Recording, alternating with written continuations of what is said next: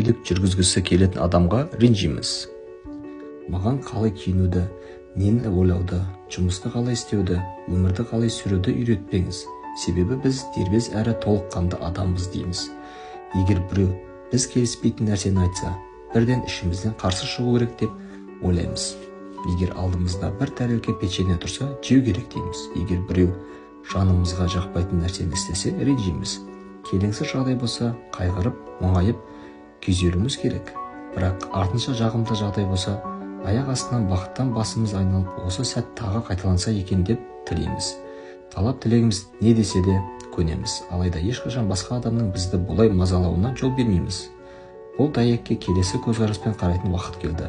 Біз жіп арқылы билететін қошақ емеспіз. Немесе сондай сезім кешті екен деп бізге ойына келген істеп басқаруға болады деген сөз емес. Біз эмоцияға берілмей, өзімізді бақылауда ұстауымыз керек. Өйткені біз тәуелсіз кемел адамбыз.